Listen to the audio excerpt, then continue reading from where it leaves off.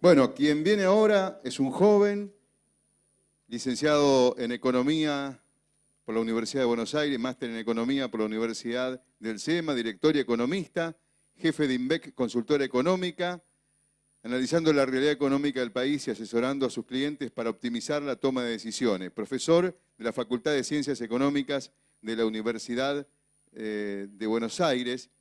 Es entrerriano, oriundo de Chajarí, y nos trae como tema de la tarde Economía Argentina, una nueva crisis, los problemas de siempre. Bienvenido, Matías Stur.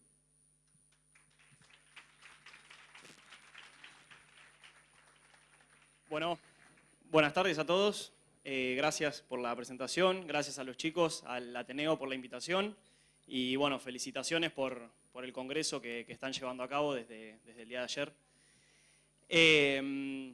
Mi rol va a ser comentarles un poco sobre economía, sobre la economía del país, qué es lo que está pasando, entender la coyuntura y la actualidad económica, pero para eso, para entender lo que está pasando desde el último año, año y medio o 2 años, que fue cuando todo se empezó a complicar un poco más, a mí me parece imprescindible, primero, y quizás hasta con más importancia que la actualidad, analizar los problemas estructurales y los desequilibrios estructurales que tiene la economía argentina desde hace ya varios años, porque sin entender eso no vamos a poder entender nada de lo que está pasando, ni de lo que puede llegar a pasar, digamos, en un futuro, que esa es la última parte de la presentación, intentar pensar, aunque es lo más difícil siempre, qué puede llegar a pasar en el futuro, a partir del año que viene, teniendo en cuenta el contexto político, las elecciones y lo que pueda resultar de ellas. Pero bueno, básicamente la idea es esa, hacer un repaso de la actualidad económica y al final, obviamente, abrimos un espacio para preguntas, comentarios y lo que crean conveniente. Bueno, la hoja de ruta, más o menos, de lo que queremos hablar va a tener 4 partes. Como les comentaba, primero voy a dedicar buena parte de la presentación, quizás es la parte más larga, a los desequilibrios fundamentales, a los problemas estructurales que tiene la economía argentina hace ya varios años, para poder entender lo que está pasando hoy. Después vamos a ver cómo estaba la economía antes de las elecciones, de las primarias, qué había pasado desde mediados del año pasado y cómo estábamos antes de las elecciones, para entender un poco también el resultado electoral y todo lo que estuvimos viendo estos días. En la tercera parte vamos a ver el efecto que tuvieron las elecciones en el plano financiero y en el plano después real y económico. Es lo que denominamos shock electoral. Un shock en economía es algo inesperado que tenía pocas probabilidades de ocurrencia y que justamente ocurre y genera consecuencias que eran difíciles de prever y es bueno analizarlo. Y al final vamos a analizar, bueno, cómo queda la economía argentina de cara al próximo gobierno, sea quien sea, gane quien gane en las elecciones de octubre, y justamente pensar posibles escenarios en base a los 2 candidatos con probabilidades según lo que fueron las elecciones PASO. Bueno, en primer lugar, nos encontramos ahí con una frase del año pasado del presidente Macri cuando se estaba renegociando la segunda parte del acuerdo, el segundo acuerdo con el FMI, que dice: esto podría haber pasado en enero del año 2016. ¿Por qué ponemos esa frase? Porque básicamente resume este mensaje que queremos darles de la Argentina tenía problemas que venía arrastrando ya desde ese año. Ahí Macri habla del 2016, yo diría que esto podría haber pasado desde el año 2011 incluso, y eso es lo que vamos a mostrar ahora. ¿Por qué decimos eso? Bueno, porque la economía argentina arrastra anomalías de funcionamiento y desequilibrios desde hace ya mucho tiempo, desde el año 2011 prácticamente. Y la economía argentina no crece, el resultado de estos problemas y de estos desequilibrios es que la economía no crece desde el año 2011. Desde el año 2011 la economía argentina está en un proceso de lo que se denomina estanflación, que es un estancamiento económico sin crecimiento del PBI, acompañado por un proceso de inflación elevado o moderado, porque la inflación puede tener porcentajes incluso mucho más altos que los que estamos viviendo hoy. Pero esa es la característica de la economía argentina en los últimos 8 años. Una economía que no crece, que tiene un rebote un año, pero vuelve a caer, rebota y vuelve a caer, y cuando uno mira la tendencia está completamente estancado en la generación de riqueza, y con una inflación muy alta.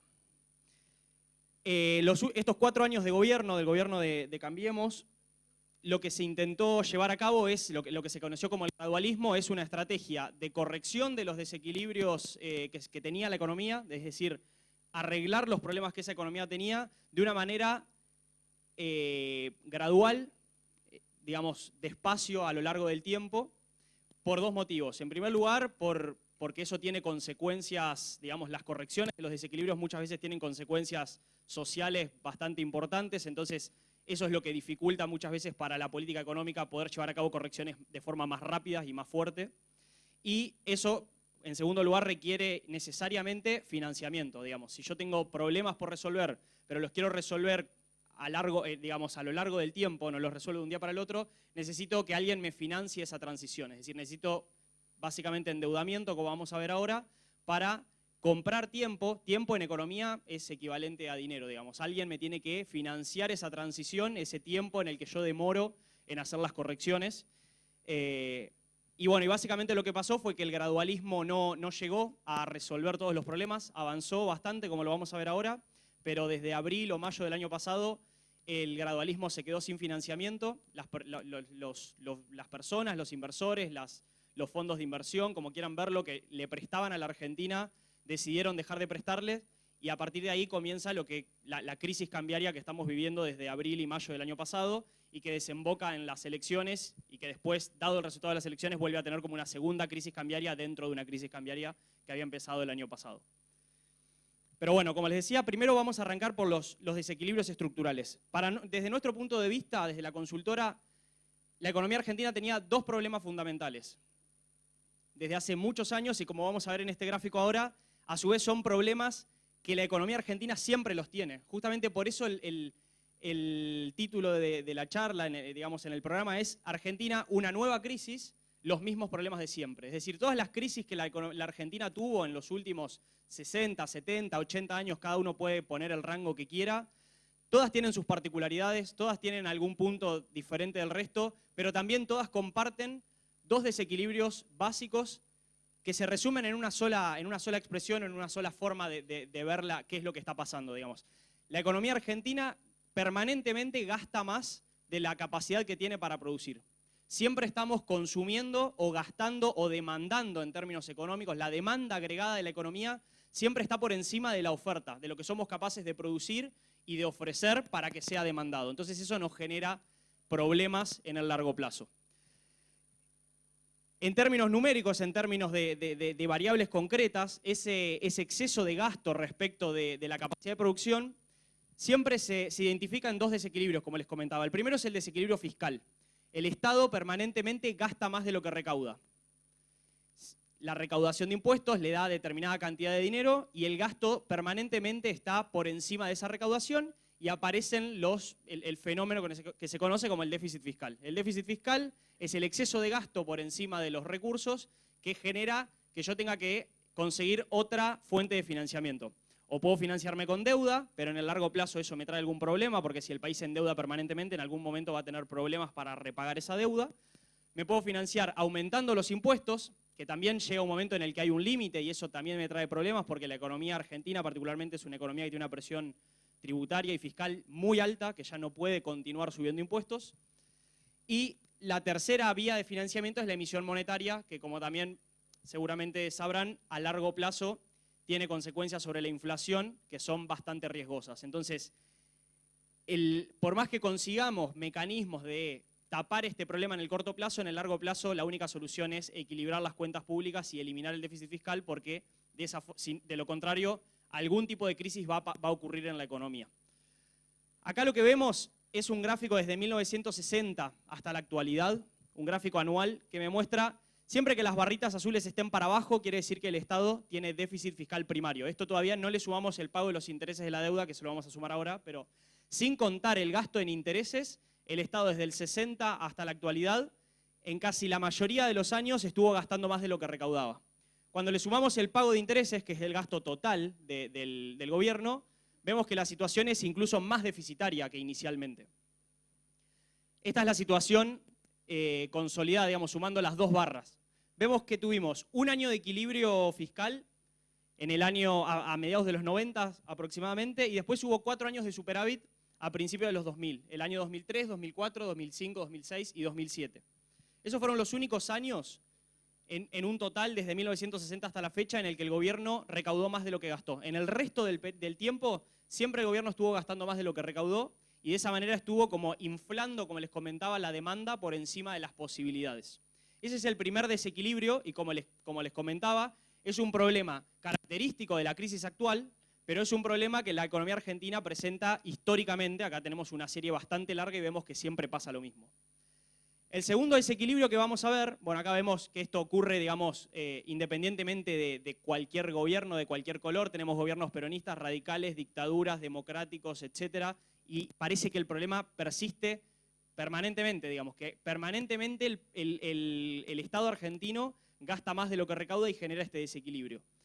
Acá tenemos el 7,2% del PBI de déficit inicial con el que arrancó el gobierno actual, y la corrección que llega hasta el 3,4%, es decir, el déficit consolidado se achicó a la mitad, el déficit primario casi llegó a cero, pero por el pago de los intereses la corrección total se demoró, pero la reducción fue a la mitad más o menos del déficit en estos 4 años. Y después tenemos el segundo desequilibrio, que es quizás el más importante. Muchas veces es al que menos atención se le presta y se le presta bastante más atención al déficit fiscal, pero cuando uno analiza la economía en su conjunto, el desequilibrio más preocupante es el desequilibrio de cuenta corriente o el desequilibrio externo.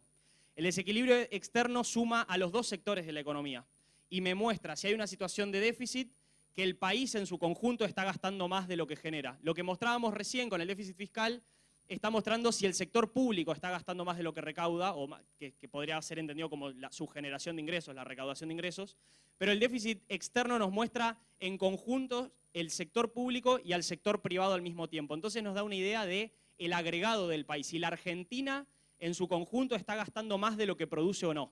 Y se mide por el desequilibrio en dólares, digamos. Si el país está aportando más dólares de los que gasta con el resto del mundo o si está consumiendo más dólares de los que genera.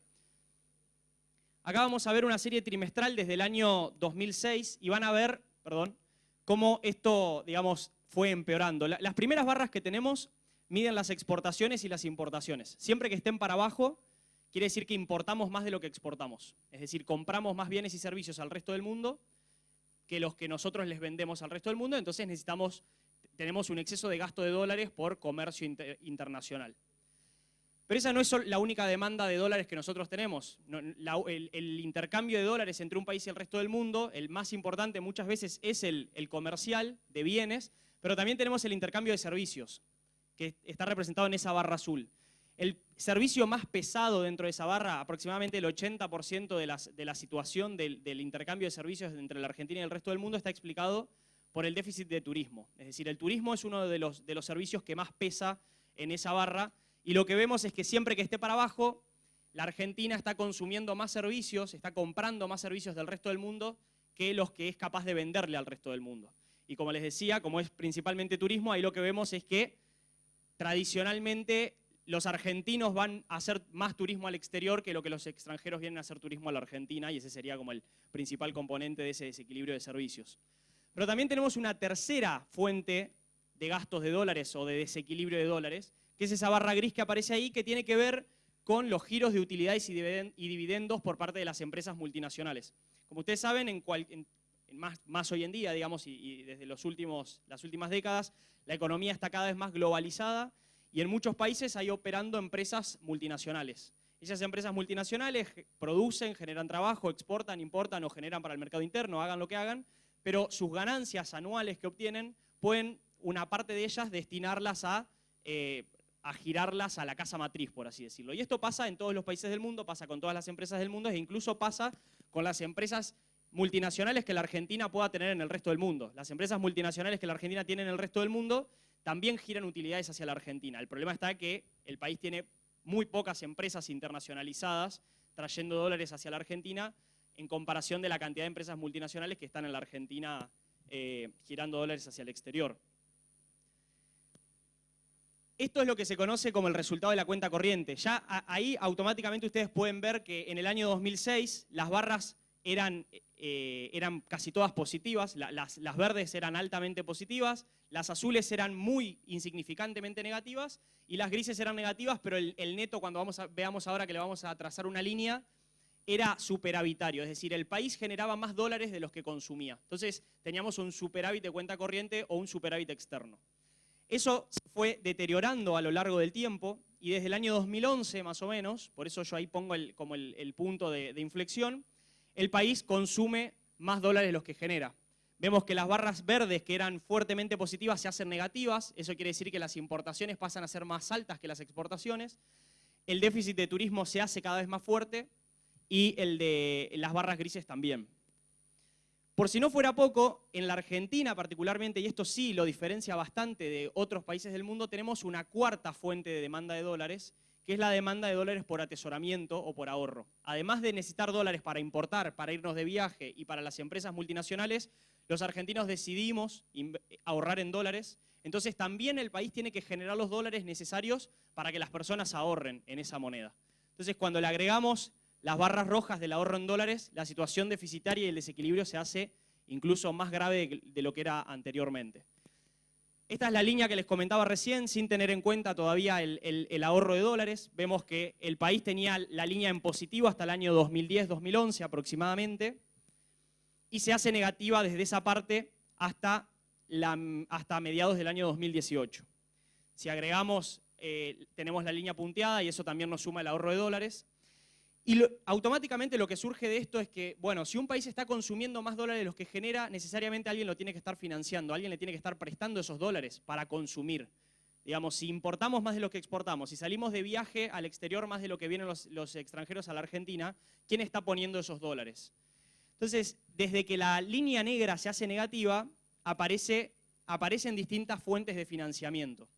En el primer periodo, en el segundo gobierno de Cristina Kirchner, para identificarlo claramente, de 2011 a 2015, el gobierno argentino no tenía acceso al financiamiento internacional, estábamos en default con los holdouts, teníamos el fallo de Griesa, un montón de problemas, el INDEC estaba intervenido, entonces los inversores internacionales no confiaban en el país porque es evidente que es muy poco confiable un país que tiene su organismo de estadísticas intervenido.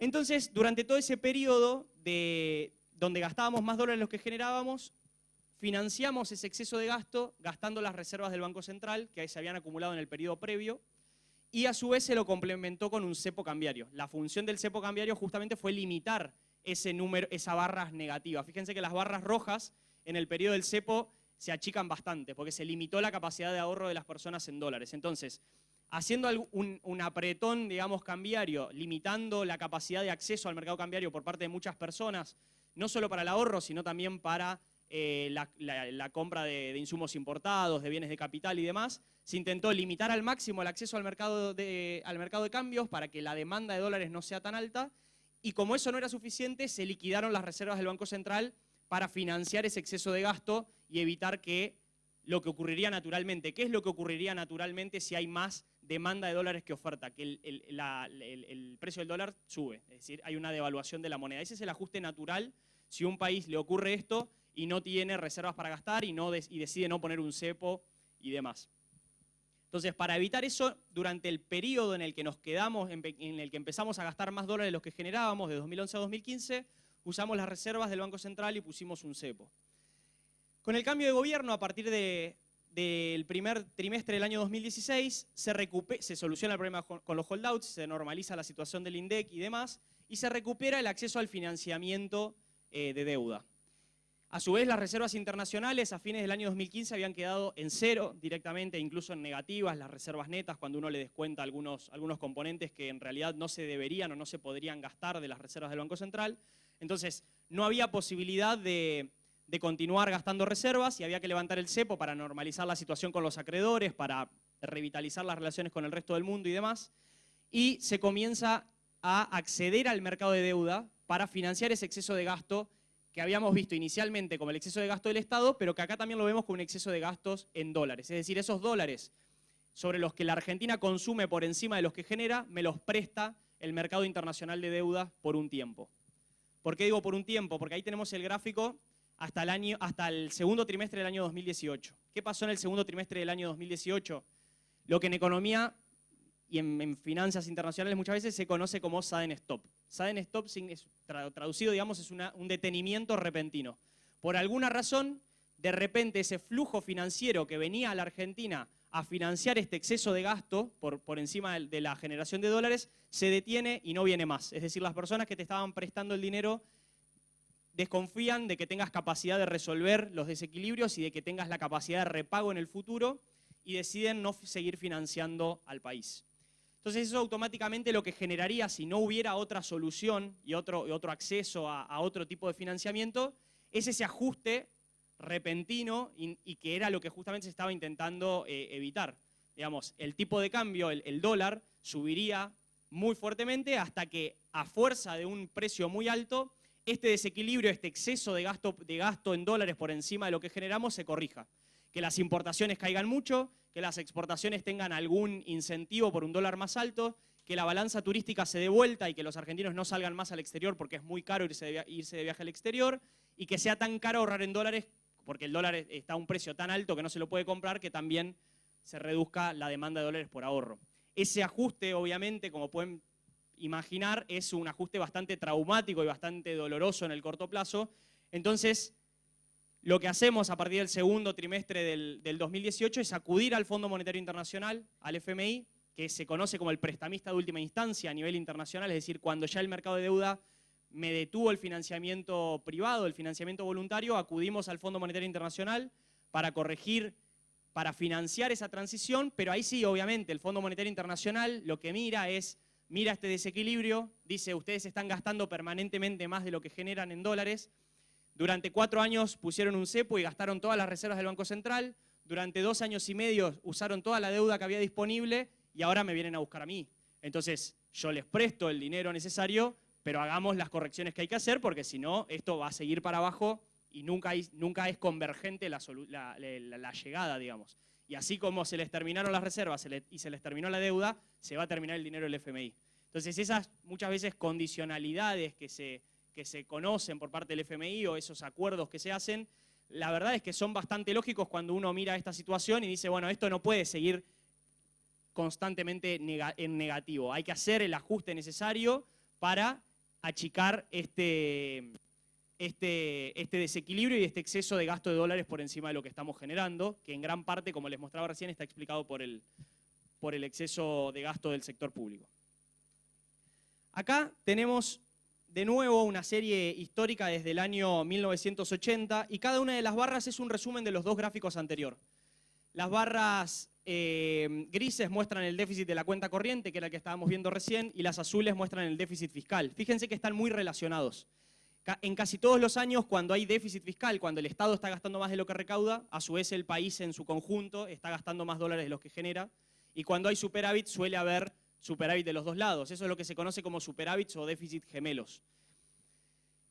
Y cuando uno analiza y mira la historia, ve que siempre que hubo esos niveles de desequilibrio, esos niveles de déficit externos y fiscal, la cosa terminó bastante mal. Hubo crisis importantes, crisis macroeconómicas importantes. A principios de los 80, cuando teníamos estos niveles de déficit, tuvimos la crisis de deuda, que fue una crisis que afectó a casi toda Latinoamérica, pero que a Argentina en particular también, el año 81 y 82.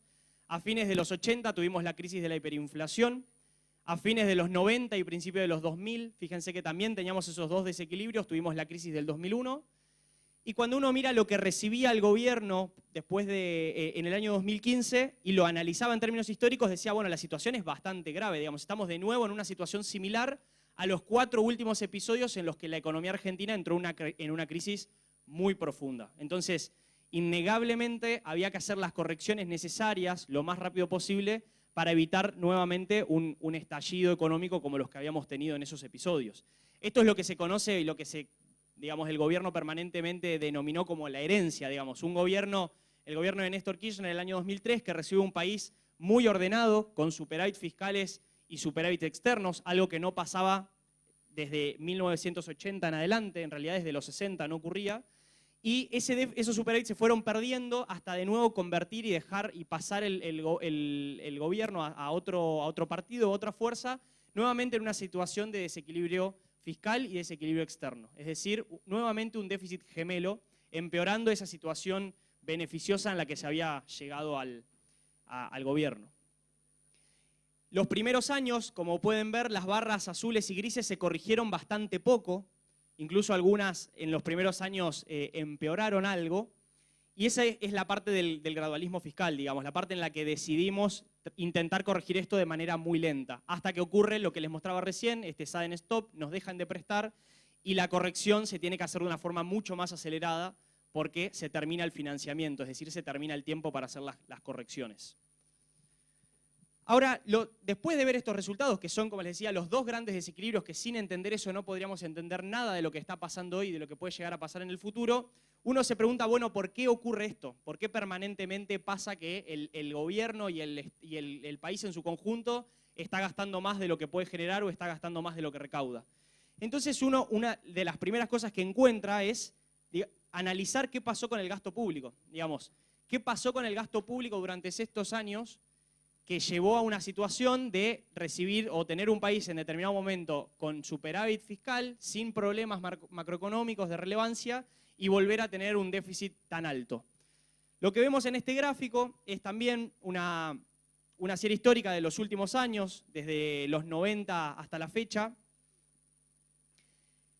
Y lo que mide cada barra es el peso del Estado o del nivel del Estado en la economía, es decir, cuánto gasta cada nivel del Estado en términos del PBI o en términos de la producción general de un país.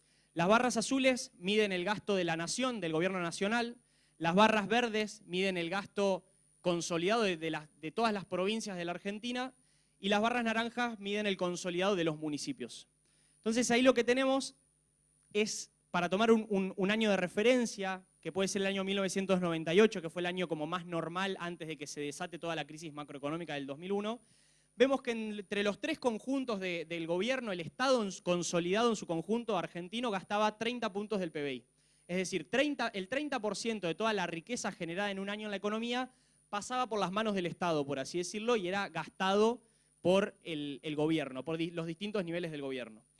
Y lo que vemos es que para el año 2015 el peso del Estado había crecido en 16 puntos porcentuales, 16 puntos del PBI.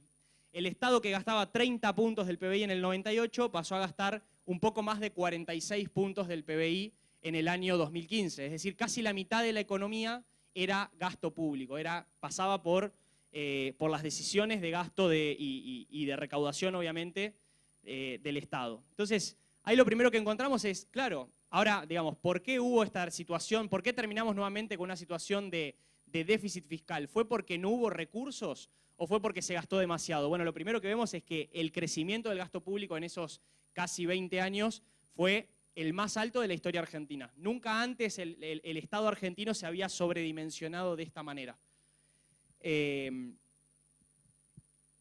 La segunda pregunta, cuando uno identifica que el problema fue el aumento del gasto público, uno de los problemas, porque la presión tributaria a su vez fue creciendo a lo largo de estos años. Entonces, si terminamos en déficit fiscal con aumento de la presión tributaria, quiere decir que el gasto creció incluso más que lo que crecieron los impuestos, que fue un montón lo que crecieron los impuestos, pero el gasto creció por encima.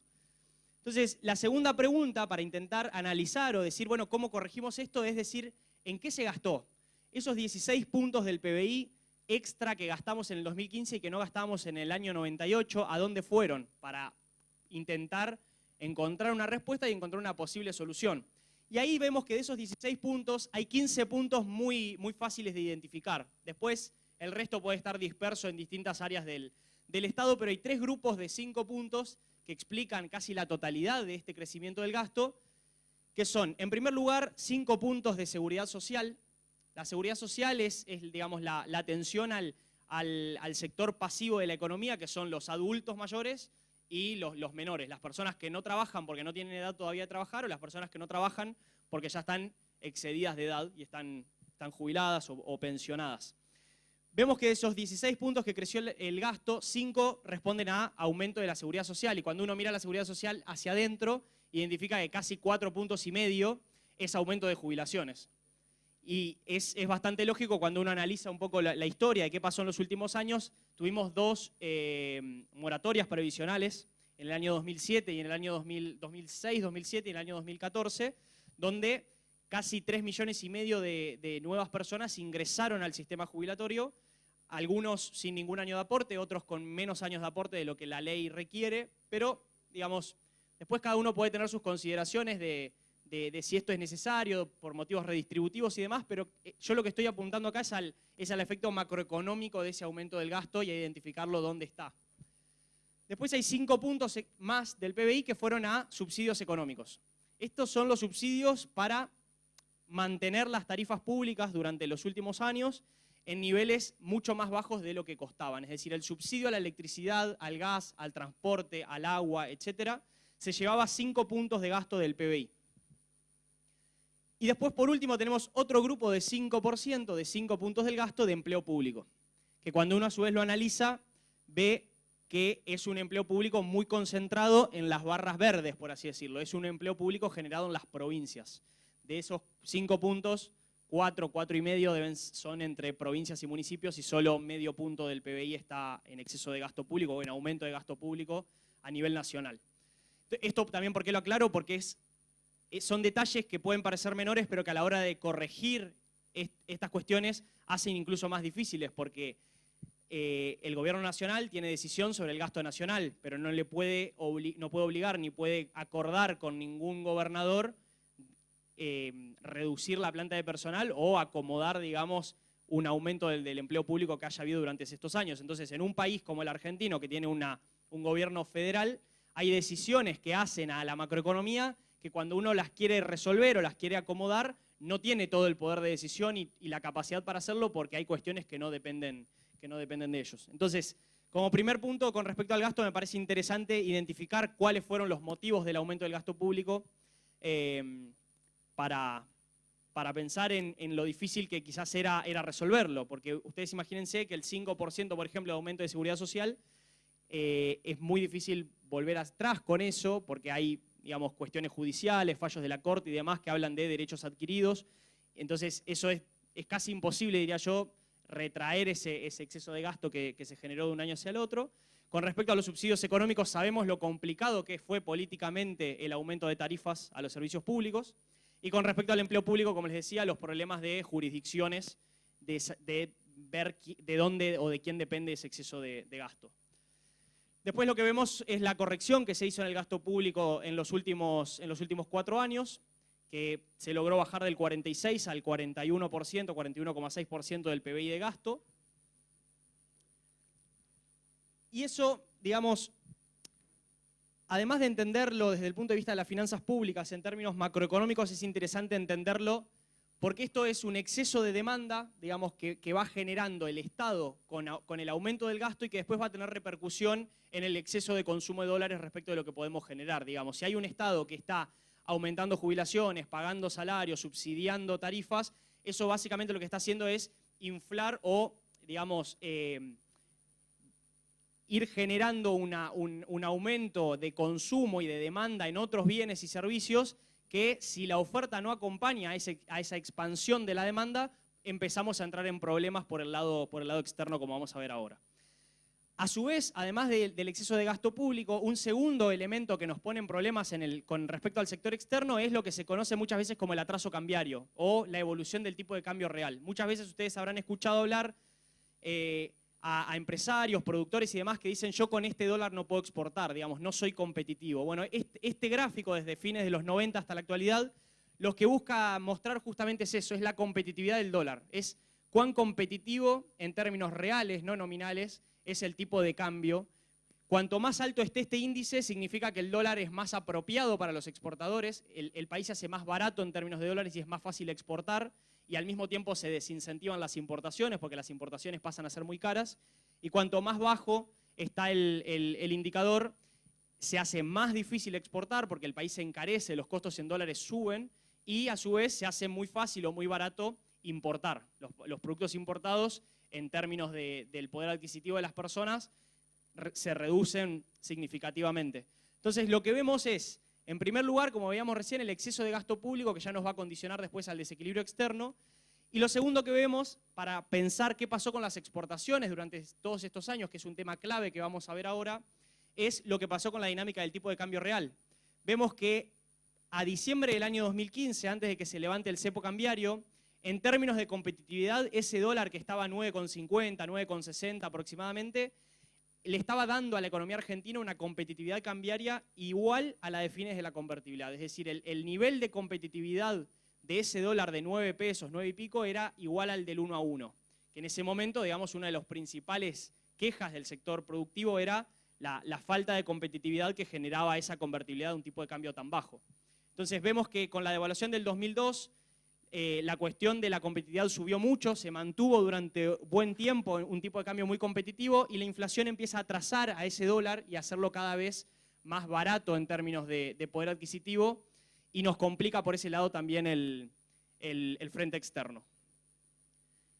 Ahora sí, ya pasando a la evolución de las exportaciones que les comentaba, quiero que miren este gráfico porque creo que acá hay mucho o casi todo de las respuestas de por qué la economía argentina, como veíamos recién, está en problemas desde el año 2011, no crece desde el año 2011 y parece que tiene un problema con el dólar desde el año 2011, que inicialmente se lo intentó solucionar con un cepo y vendiendo reservas, después pidiendo deuda, después yendo al FMI y sistemáticamente estamos viendo que el dólar aumenta y que algo pasa en ese mercado en particular que es como el termómetro que mide el problema que tiene la Argentina.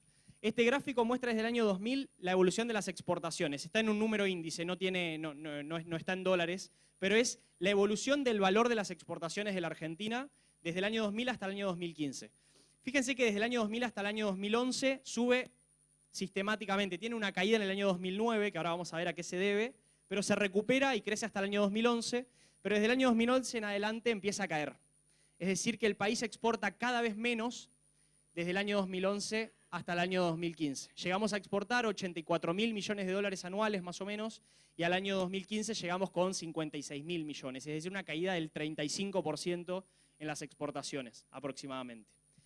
Pero cuando uno mira la evolución del valor de las exportaciones, de los dólares que la Argentina gana por exportar, el segundo paso que tiene que hacer para saber qué es lo que efectivamente está pasando es intentar abrir ese indicador y fijarse si lo que está ocurriendo es que estamos exportando menos que antes o si quizás estamos exportando lo mismo, pero los precios que nos pagan por esas exportaciones cayeron.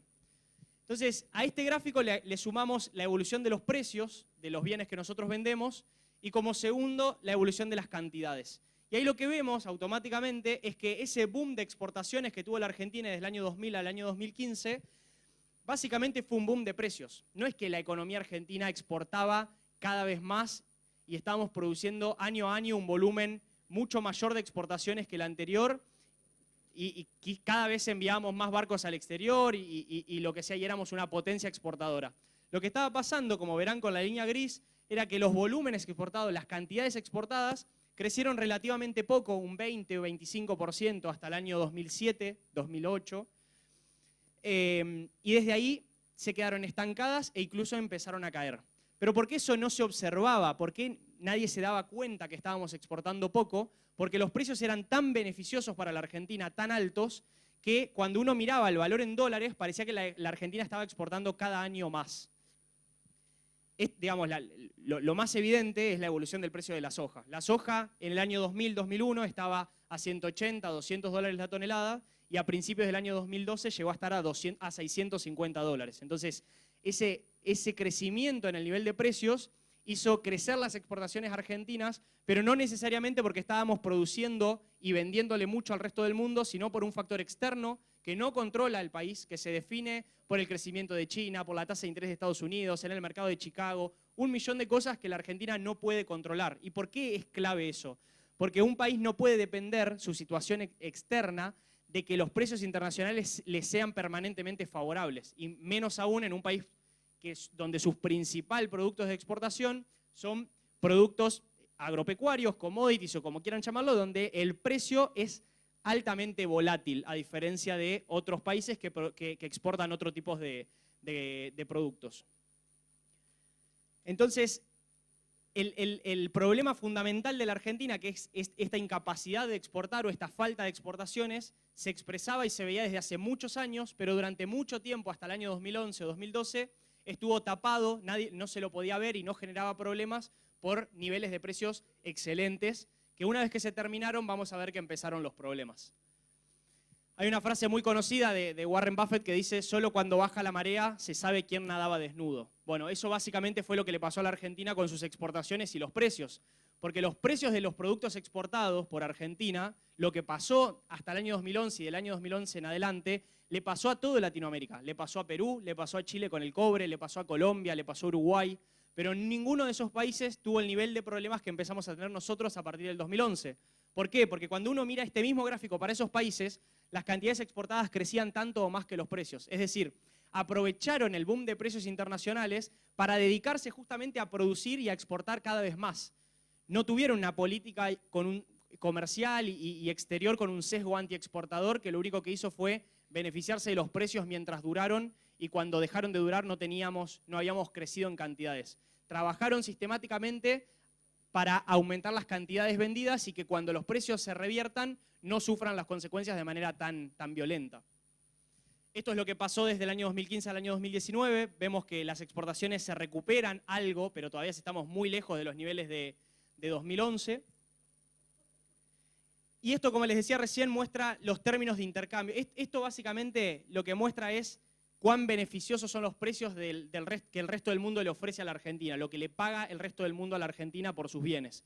Vemos que hay tres grandes periodos de términos de intercambios muy altos, de precios muy altos. El primero es fines de 1800 y principios de 1900, toda la época de la generación del 80, básicamente de la constitución del Estado moderno como lo conocemos hoy. El segundo periodo es el gobierno de Perón, el primer gobierno de Perón, del 45 al 53 aproximadamente. Y el tercer periodo es del año 2003 en adelante. Es decir, el país desde 1800 hasta la fecha tuvo 3 superciclos de commodities, como se denomina a este fenómeno. Y el último que tuvimos fue el más largo y el más alto de todos. Es decir, las condiciones internacionales que tuvo la economía argentina desde el año 2003 al año 2012 fueron las mejores de toda su historia.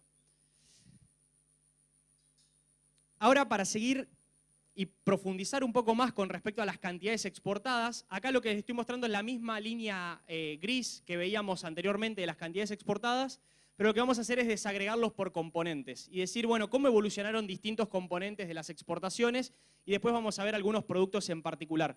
Vean que desde 1980 las cantidades exportadas crecían a una tasa no muy alta, pero crecían sistemáticamente. En los años 90 se aceleró bastante el crecimiento de las exportaciones. Y desde el año 2005 tenemos un crecimiento, tenemos una caída en el año 2009, y desde 2011, como les comentaba, volvemos a caer. Y al año 2015 llegamos exportando las mismas cantidades, los mismos volúmenes que en el año 2005. Cuando uno mira algunos componentes, acá tenemos los productos primarios o las commodities, vemos que crecieron hasta el año 2007, 2008, y desde ahí se estancaron e incluso cayeron un poco.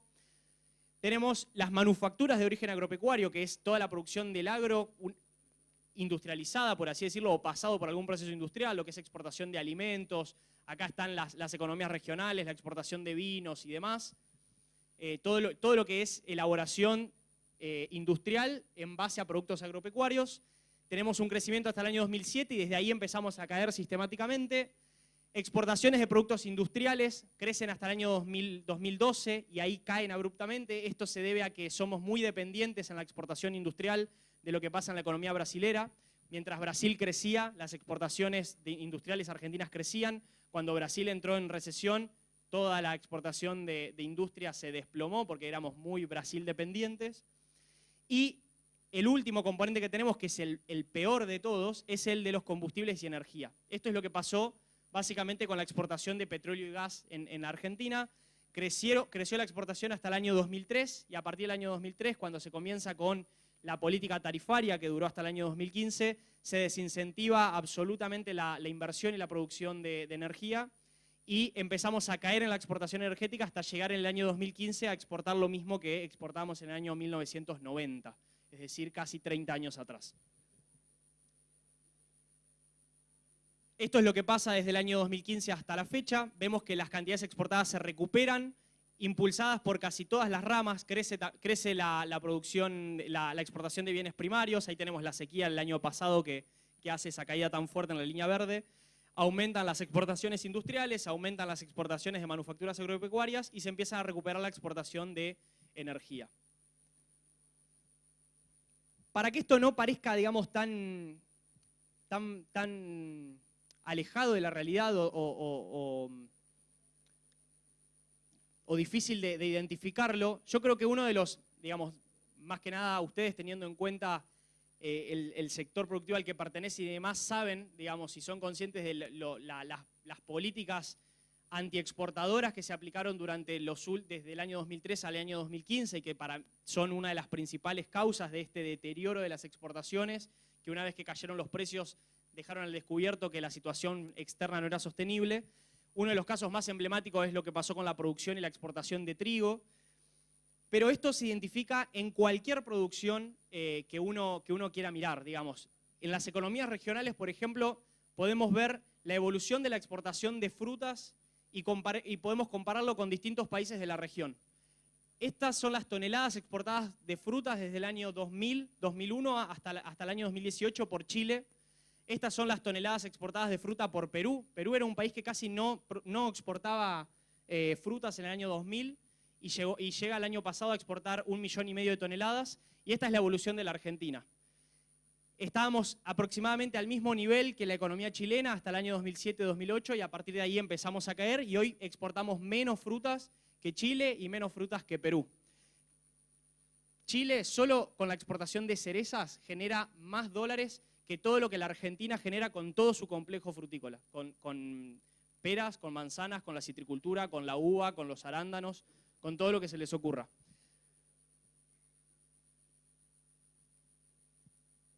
Si vemos qué pasó, por ejemplo, con las exportaciones de vinos, que era uno de los emblemas de la Argentina en un momento y uno de los productos que más estaba creciendo y ayudando a la exportación y a aportar dólares al funcionamiento de la economía, vemos que pasa lo mismo.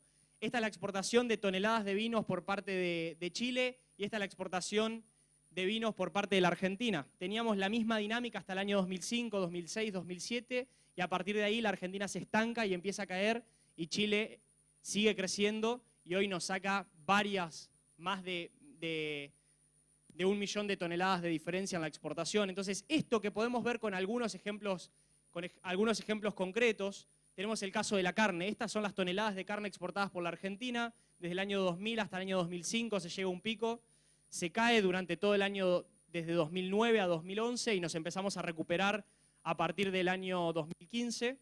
A su vez, esta caída en las exportaciones de la Argentina se dio en el momento en el que la línea gris muestra los precios internacionales, es decir, cuanto más nos pagaban por los precios por exportar carne al mundo, fue cuando menos exportamos al resto del mundo.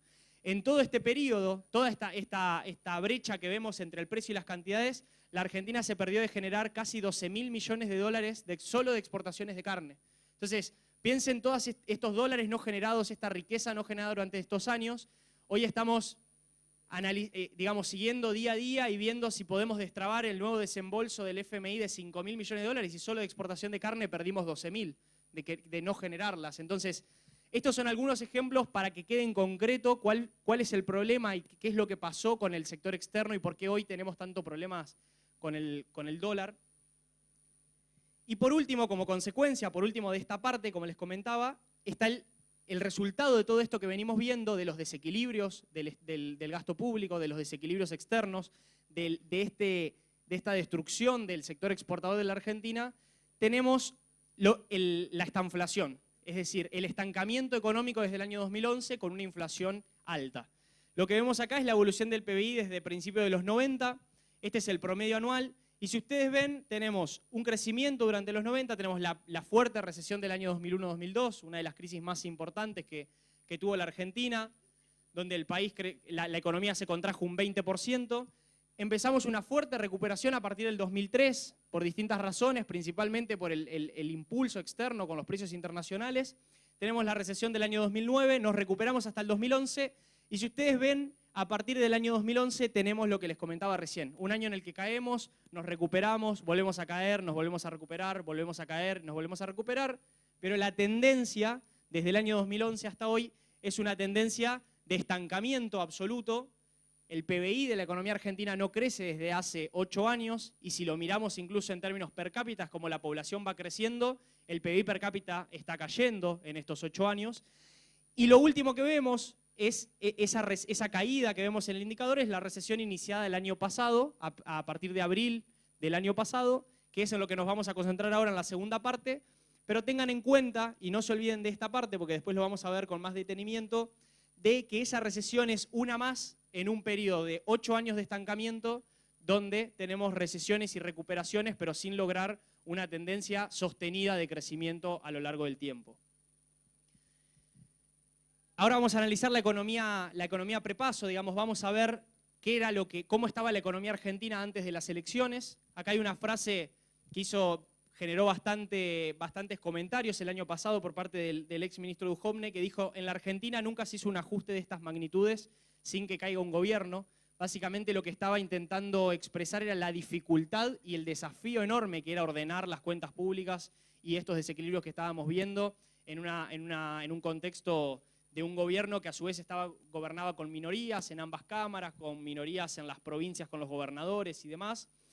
Yo lo único que por ahí tengo alguna disidencia es que el ajuste que decidió hacer el gobierno inicialmente fue bastante menor, y el ajuste más fuerte, que es el que comienza a mediados del año pasado, no es un ajuste decidido, sino que es un ajuste forzado por el mercado, como veíamos recién cuando nos quedamos sin el financiamiento y ya no queda más remedio que hacer el ajuste que intentaste evitar o que intentaste hacerlo de forma más lenta.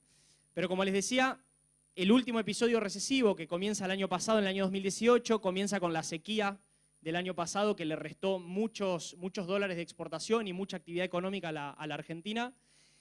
Y la sequía sumada a este sudden stop, a este detenimiento repentino del financiamiento, es lo que termina de dejar a la Argentina sin dólares para seguir funcionando, para seguir creciendo y recuperándose, y genera un aumento del dólar, una depreciación de la moneda, una aceleración de la inflación, una caída de los salarios reales, del poder adquisitivo de los salarios, de las jubilaciones y demás, y obviamente una contracción del consumo, etc. Entonces, lo que comúnmente identificamos como la razón de la recesión o la razón de la caída del PBI, que es que cae el consumo porque la inflación le quita poder adquisitivo a los salarios, en realidad hay que buscarlo un poco más atrás y decir, bueno, ¿por qué se aceleró la inflación el año pasado? Porque saltó el tipo de cambio de 20 a 45 pesos. ¿Y por qué saltó el tipo de cambio de 20 a 45 pesos? Porque la Argentina gasta sistemáticamente más dólares de lo que genera. Y el que le prestaba esos dólares para que el dólar no salte de 20 a 45, se los dejó de prestar. Por eso necesitábamos ver todo lo que vimos hasta recién para poder entender por qué se mueve de esa forma el dólar y por qué sistemáticamente la economía parece que se queda sin los dólares necesarios, necesita ajustar para volver a empezar, y en esa dinámica de estancamiento está desde el año 2011.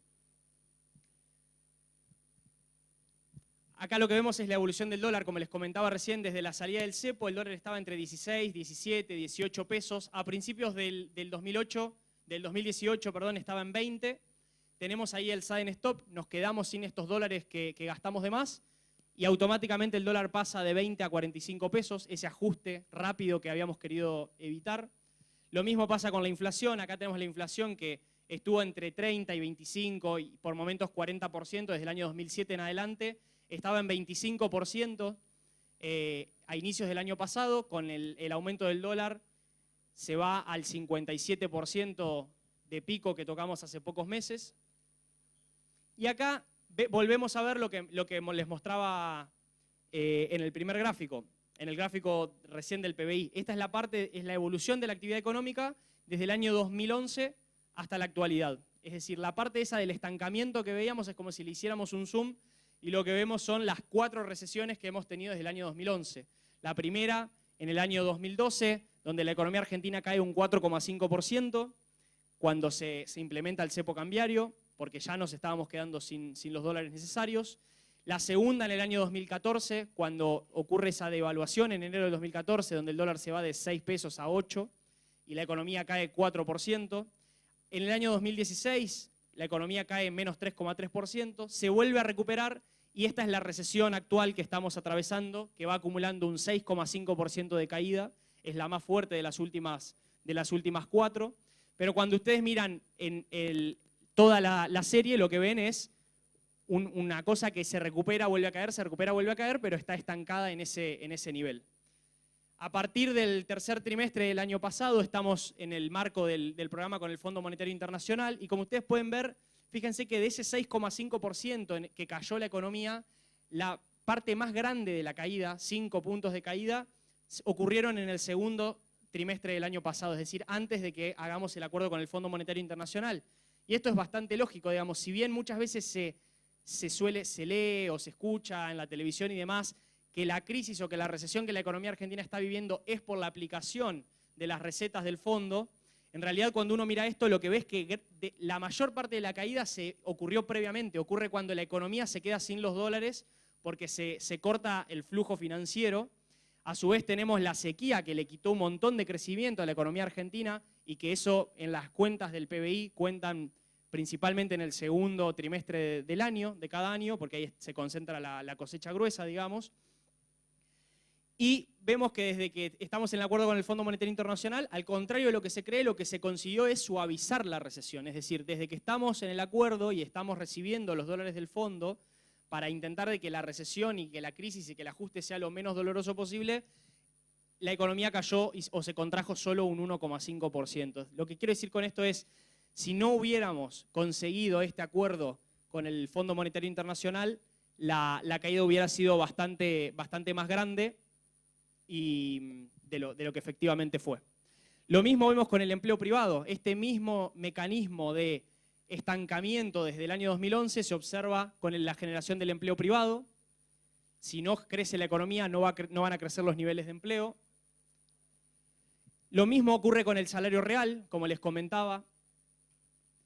Cada vez que hay una devaluación, la inflación se acelera y la caída del salario y el poder adquisitivo de los salarios y de los ingresos de todas las personas se reduce, pero es consecuencia de la escasez de dólares, como les decía recién.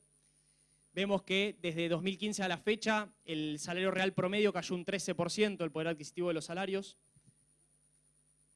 Y obviamente el correlato en los indicadores sociales, que estuvieron también bastante en tema durante la semana pasada, porque salió el último dato de pobreza del INDEC. Acá tenemos una serie de pobreza desde el año 96 hasta la fecha.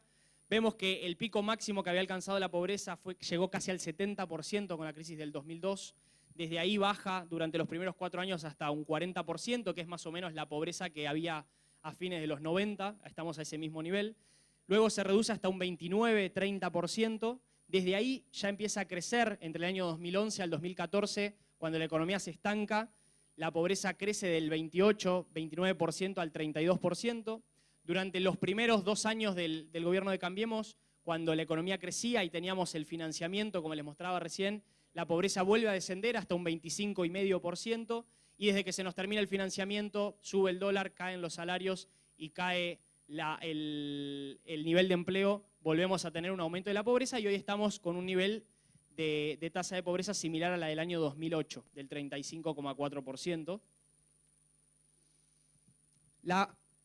A todo esto, lo que vimos hasta ahora son los desequilibrios estructurales que tiene la economía, cómo venía la economía hasta el momento, los problemas de fondo que son los que hay que resolver. A esto se suma el shock electoral. Es decir, ante este escenario se genera un evento inesperado. ¿Cómo sabemos que es inesperado? Bueno, cada uno tendrá sus conclusiones, pero la reacción que tuvieron los mercados el lunes 12 de agosto es el mejor indicador, digamos, al menos para un economista, de que nadie esperaba esa situación, porque si no los precios ya se hubieran corregido anteriormente. Digamos, el lunes, en cuanto abrió el mercado, subió el dólar, cayó la bolsa, bajaron los bonos, subió el riesgo país.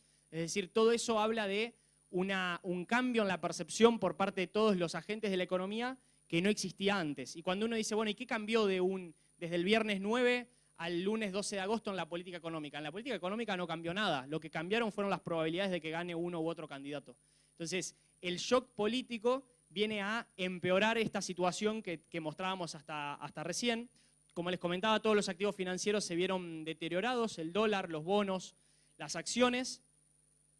Y esto genera el cierre definitivo hasta el momento, al menos, de los mercados. Es decir, todavía el acuerdo con el FMI que estaba vigente y algunas personas o fondos que todavía seguían prestándole al gobierno, al menos del mercado interno, dejan de prestarle. Ahora vamos a ver cómo se corta definitivamente el financiamiento.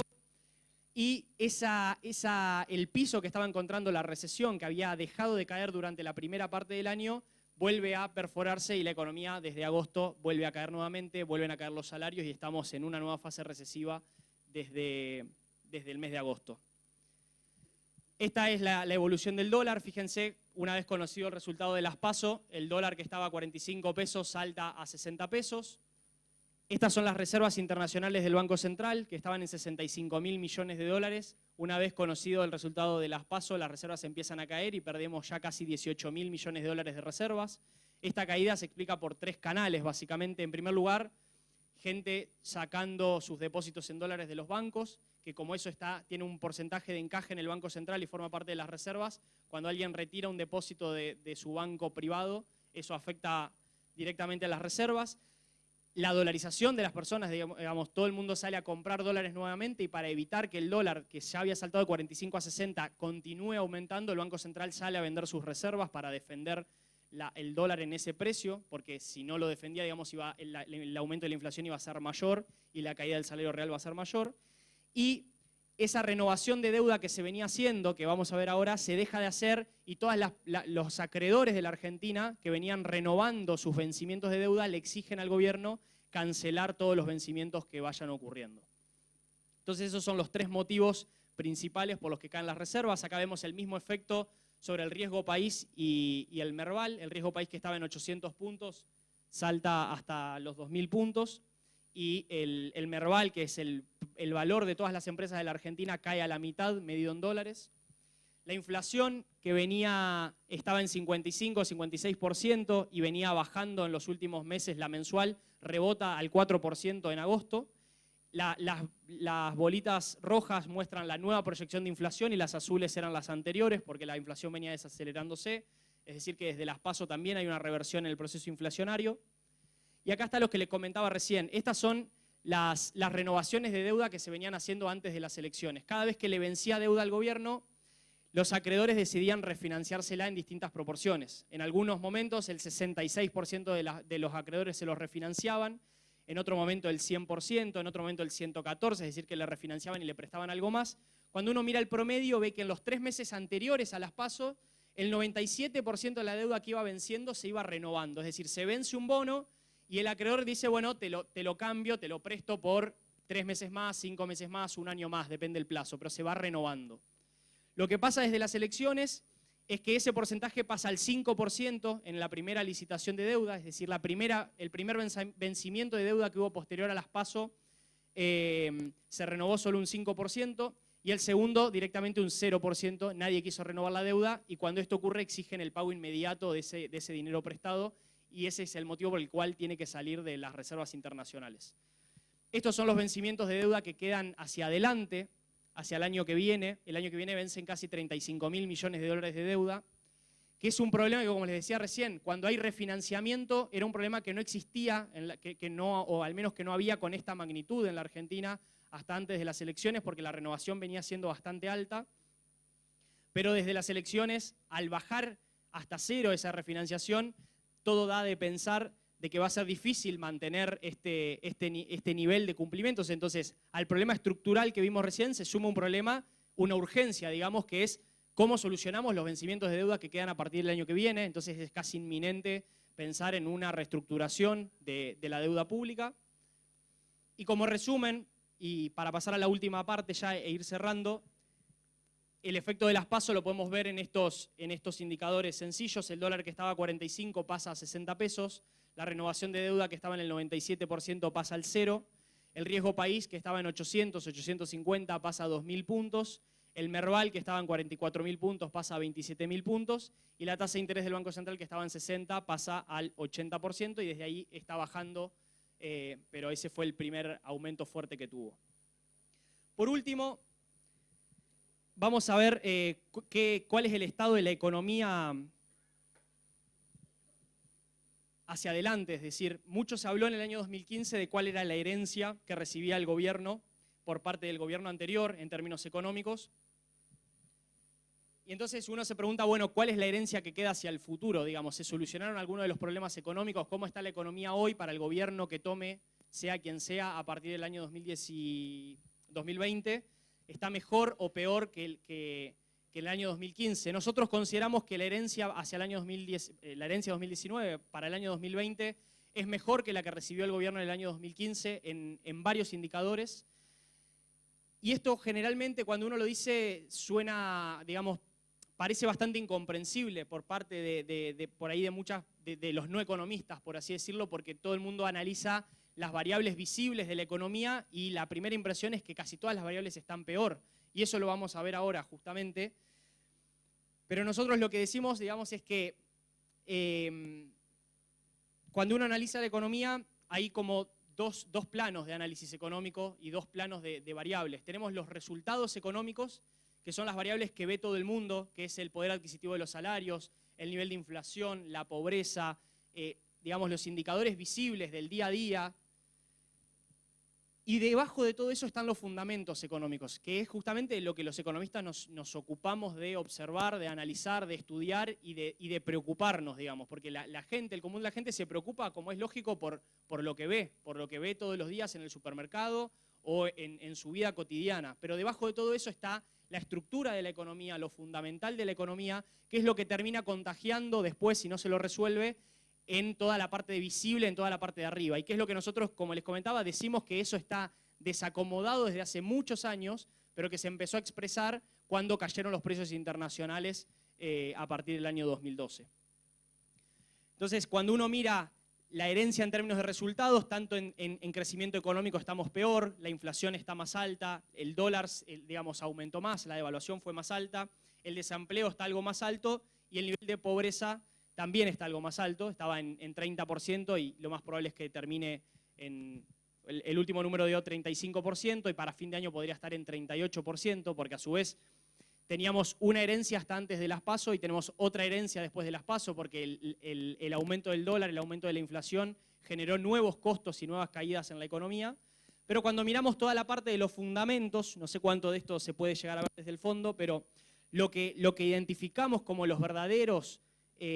lo que está en el fondo de la economía y lo que termina contagiando a toda la parte superior son los indicadores que muchas veces son los más difíciles de explicar, pero en esos nosotros vemos avances. El déficit fiscal primario, el déficit fiscal total, son ambos menores que en el año 2015. La cuenta corriente tiene un déficit menor que la del año 2015. El mercado cambiario está en un contexto más libre que el del año 2015. El acceso a los mercados, si bien se cerraron en el último año, si se hacen algunas cuestiones podría volver a reabrirse, pero digamos, básicamente gran parte de la corrección económica de los desequilibrios que están sintetizados en los dos déficits que veíamos al principio fueron corregidos. Las reservas internacionales del Banco Central son más altas que las que había en el 2015, entonces en términos de fundamentos económicos vemos una mejor situación.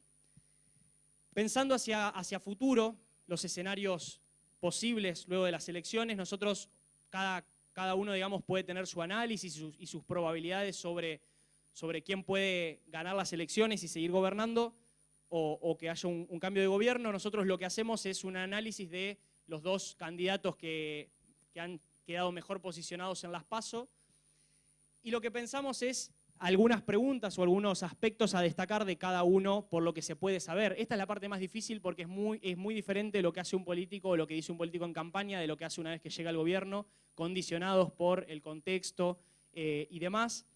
Pero hay algunas cosas que podemos al menos plantearnos preguntas, digamos.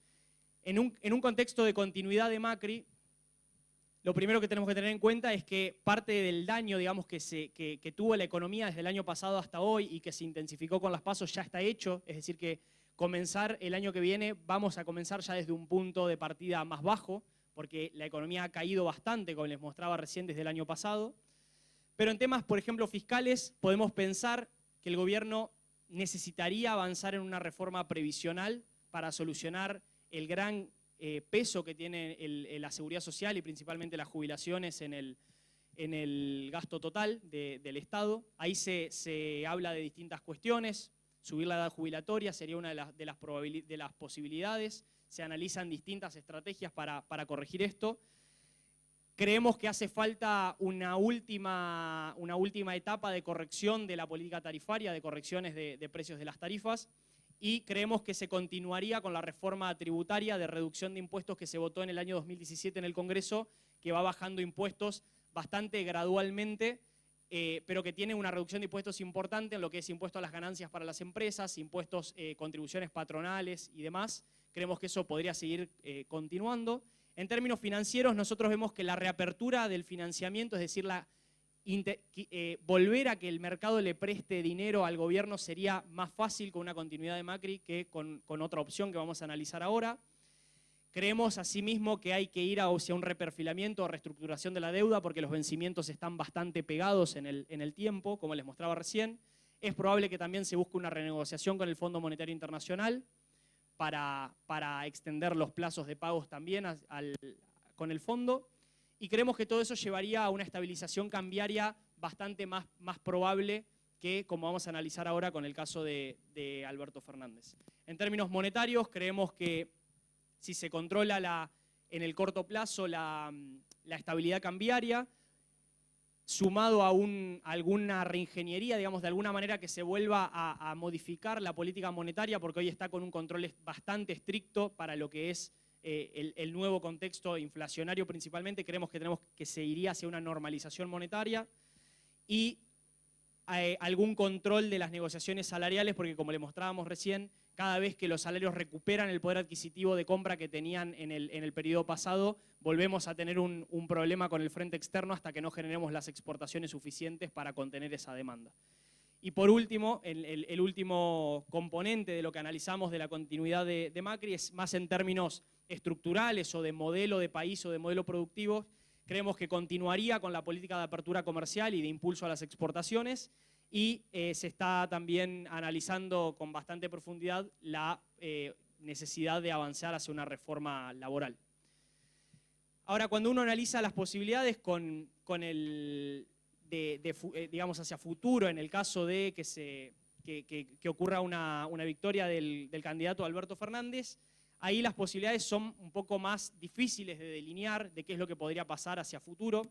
En primer lugar, lo que a nosotros hoy nos preocupa cuando escuchamos al equipo económico de Alberto Fernández hablar sobre las posibilidades de futuro es que están haciendo un paralelismo bastante cerrado, digamos, con la situación que se vivía en el año 2002-2003 cuando llegó Néstor Kirchner a la presidencia, y nosotros ahí lo que vemos es que el contexto, tanto interno como externo, es muy diferente y va a ser muy diferente el año que viene, el año 2020, con respecto al año 2002.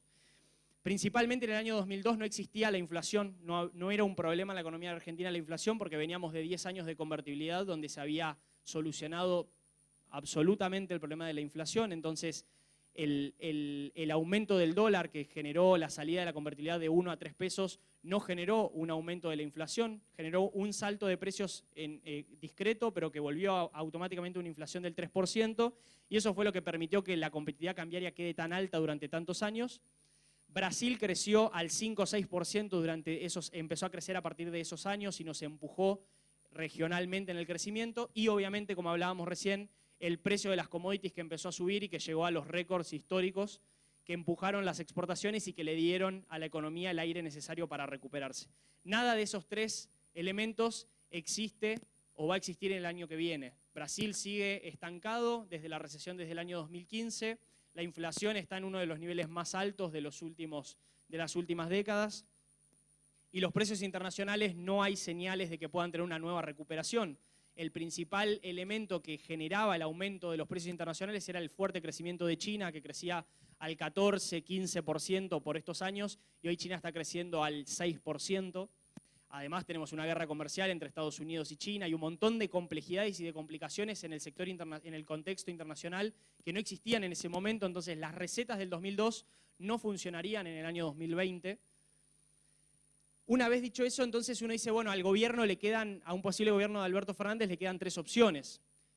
O hace un giro ortodoxo, contradiciendo a toda la campaña que se está haciendo de recuperación salarial, de aumento de jubilaciones, de volver a aumentar ministerios y de aumentar el peso del Estado y demás, y digamos, reconocen y se dan cuenta de que el único camino para evitar una crisis y poder salir definitivamente de la situación de estancamiento que la economía tiene desde el año 2015 es continuar con el ordenamiento fiscal, llegar a un equilibrio fiscal, renegociar la deuda y seguir impulsando las exportaciones. Eso sería lo que nosotros llamamos un giro ortodoxo, porque es algo que hoy no está presente en el discurso ni en la composición política de la alianza.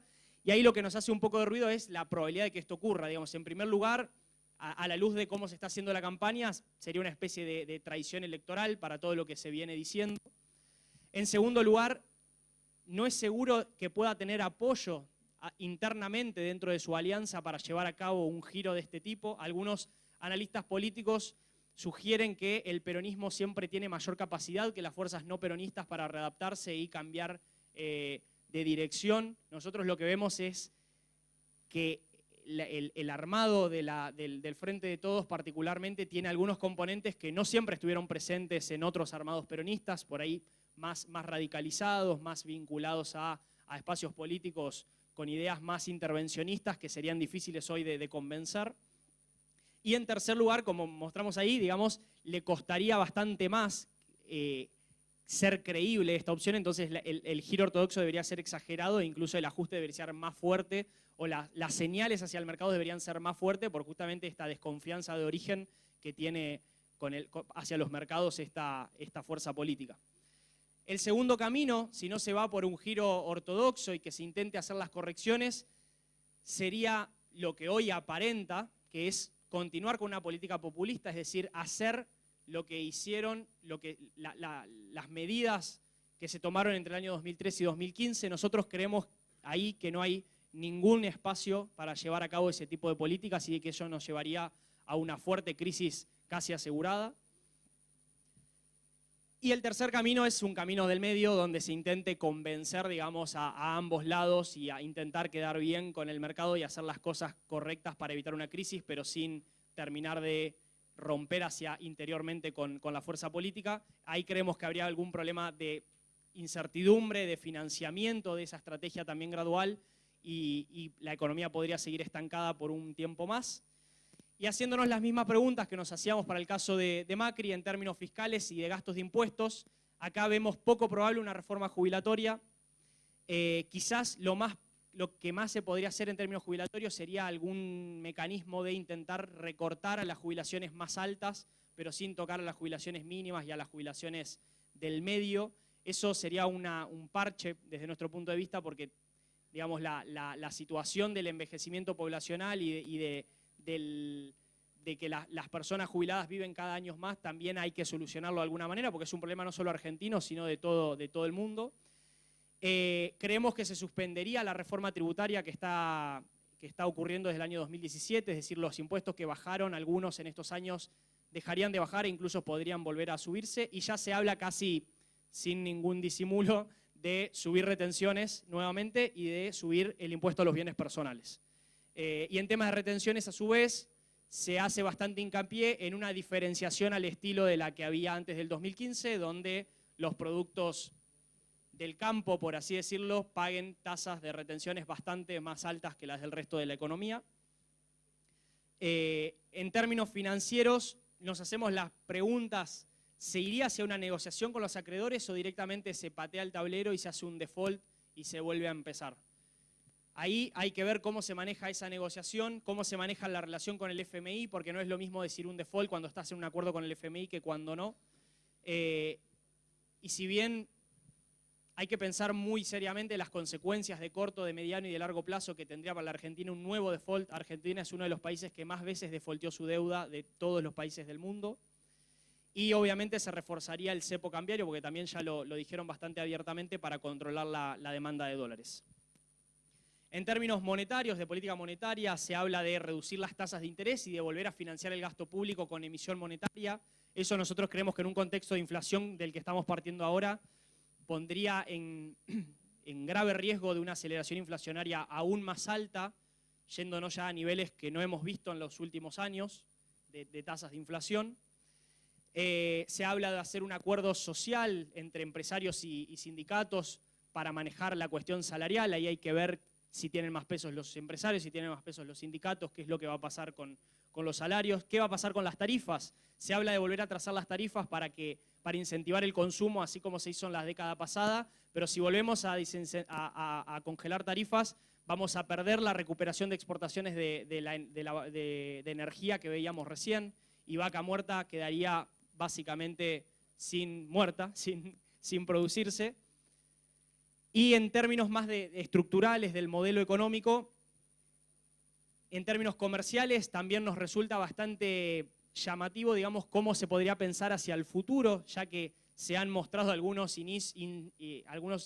conflictos incipientes de relaciones bilaterales con Brasil y Estados Unidos, que son nuestros principales socios comerciales y estratégicos hoy en el mundo. Sobre el acuerdo con la Unión Europea, que se alcanzó un preacuerdo hace poco también, el sector del Frente de Todos se ha mostrado en desacuerdo con ese acuerdo. Y entonces da la impresión de que se volvería a un mercado interno, de nuevo con políticas de desincentivo a la exportación, como las que se hicieron durante los últimos años, pero como les decía, lo que a nosotros nos preocupa es que el contexto es bastante diferente al que había. Para terminar, ahora sí, pasé ahí por alto una filmina. Para concluir todo lo que venimos diciendo y para ponerlo en términos por ahí más gráficos o más simples, porque cuando uno muestra a veces todos estos números y muestra qué es lo que pasó, cuáles son los desequilibrios, cuáles son las propuestas o cómo se podría salir de la situación en la que está viviendo la Argentina, muchas veces ocurre, a mí me ha pasado muchas veces, de personas que dicen, bueno, pero yo estuve escuchando a otro economista en la tele, en la radio, y dice todo lo contrario a lo que estás diciendo vos. Dice que hay que volver a incentivar el consumo, que hay que incentivar la demanda, que esa es la única manera de que crezca la economía y demás. Y entonces a veces es muy difícil explicar lo que uno está viendo, los problemas de fondo que tiene la economía, cuando enfrente tenés a otros sectores o a otros economistas incluso que están diciendo cosas por ahí diametralmente opuestas. Y cuando uno lo analiza un poco más en detenimiento y más a fondo, creo que viene y que parte de una diferencia, de una percepción y de una concepción de la economía, incluso histórica, digamos que uno la estudia hasta en la facultad, cuando estudia el pensamiento, la historia del pensamiento económico y cómo se fueron armando las escuelas y demás. Y en términos simples, para hacerlo bien gráfico y bien fácil, podríamos decir que hay un grupo de economistas o un grupo de pensadores que ven la economía como si fuera un globo. Una economía que puede estar permanentemente siendo inflada o siendo impulsada por políticas fiscales expansivas, por aumentos del gasto, por estímulos monetarios, por tasas de interés negativas en términos reales para incentivar el endeudamiento y el consumo con tarjetas de créditos y demás, y la inversión a través de tasas subsidiadas, etc. Controles de precios, subsidios, un montón de herramientas heterodoxas, podríamos llamarlas en términos académicos, aunque no sea completamente correcto hacerlo, que creen que la economía es un globo donde el Estado permanentemente puede estar dándole estímulos para hacer crecer a la economía, que cada vez haya más producción, que cada vez haya más nivel de empleo y que cada vez haya una mayor capacidad de poder de compra. Y hay otro grupo de economistas que piensan que la economía es más como una caja y es más rígida, que hay cuestiones más estructurales y más de largo plazo que definen cuánto puede crecer una economía o cuánto puede o tiene para ofrecer una economía, que tienen que ver con conceptos como la productividad, con el stock de capital y de trabajo que tiene un país, es decir, si tenemos muchas máquinas y gente capacitada para producir, por así decirlo, si tenemos capital humano, cómo es la estructura de los mercados, si los mercados funcionan bien, si el mercado laboral es flexible o es un mercado muy rígido, si estamos integrados al resto del mundo o somos una economía cerrada que no se contagia de los avances tecnológicos del resto de la economía y demás. Y particularmente un tema que a mí me interesa para engancharlo con todo lo que venimos diciendo, la disponibilidad de divisas o la disponibilidad de dólares que tiene esa economía. Es decir, que lo podemos vincular con las exportaciones. Si no tenemos exportaciones suficientes para financiar el crecimiento de la economía, el tamaño de esa caja se queda permanentemente rígido y no crece. Cuando uno dice esto, bueno, lo primero que uno piensa es, un grupo me dice una cosa, otro grupo me dice otra, ¿cómo hacemos y cómo hacemos que haya un acuerdo entre estas dos visiones? Y nosotros lo que pensamos, y básicamente como fue avanzando la ciencia económica y lo que estudiamos, es que la realidad es una cuestión que está en el medio, es una cuestión de plazos y de circunstancias. En algunos momentos la economía funciona más como un globo y en algunos momentos la economía funciona más como una caja. Básicamente en el corto plazo funciona como un globo y en el largo plazo funciona como una caja. Entonces la economía sería como un globo que está dentro de una caja. Entonces, se pueden hacer muchas cosas para inflar el globo en el corto plazo y que el tamaño y la economía crezca, pero hay una caja que me pone límites en el mediano y en el largo plazo, y si yo no me encargo de hacer crecer la caja, va a llegar un momento en el que el globo se empieza a chocar con las paredes de la caja y no puede continuar creciendo y llega a su límite o a su crecimiento potencial. A su vez, muchas de las cosas que se hacen para aumentar e ir inflando el globo en el corto plazo, a veces dañan el tamaño de la caja y van complicando la economía en el largo plazo. Como les decía hoy, por ejemplo, cuando vimos el tema de la exportación de carne. En el corto plazo, como en el año 2005, el precio de la carne había empezado a subir un poco, quisimos defender la mesa y el bolsillo de los argentinos controlando la exportación de carne y poniéndole precios máximos a la carne. Y en el corto plazo conseguimos que la gente coma más asado de lo que comía antes, inflamos el globo, pero en el mediano plazo perdimos 10 millones de cabezas de ganado y pasamos de ser el tercer exportador del mundo a ser el número 17. Entonces, por inflar el globo en el corto plazo, redujimos la caja en el largo plazo. A su vez, hay cuestiones como los precios internacionales que le mostraba recién, y que hablamos bastante durante toda la charla, que pueden hacer momentáneamente aumentar el tamaño de la caja. Si de repente por mis exportaciones me pagan el doble o el triple, y la soja pasa de 200 a 600 dólares la tonelada, el tamaño de la caja se amplía. Entonces el globo tiene más capacidad para crecer. Eso fue lo que pasó con la economía argentina hasta el año 2011. Como los precios internacionales eran tan altos y parecía que estábamos exportando un montón, la disponibilidad de divisas me hacía pensar que la caja era más grande y que había más espacio para inflar el globo.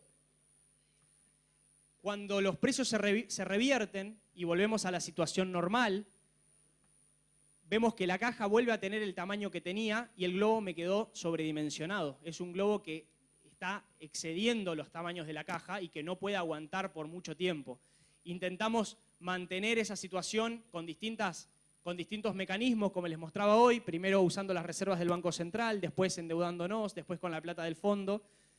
Pero en el largo plazo, si no conseguimos aumentar el tamaño de la caja, que va mucho más allá de políticas de corto plazo, de aumentos del consumo, de subsidios, de controles y demás, sino que tiene que ver con la capacidad que tenemos de producir cosas y con la capacidad que tenemos de producir eficientemente, competitivamente y exportarlas al mundo para conseguir los dólares que financian a la economía no va a tener salida en el mediano y en el largo plazo. Yo creo que hoy la situación de la economía argentina es de este tipo.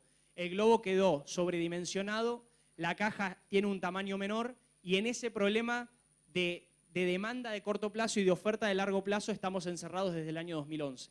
La solución para salir de esto es un gobierno, una clase dirigente, un país entero que se deje de preocupar tanto en el corto plazo por inflar el globo y que pensemos a pensar entre todos cómo hacemos para desarmar esta caja y construir una caja más grande. Muchas gracias. Fuerte el aplauso. Gracias, Matías Sur, por esta brillante exposición y realmente abarcativa de todos los temas de la economía.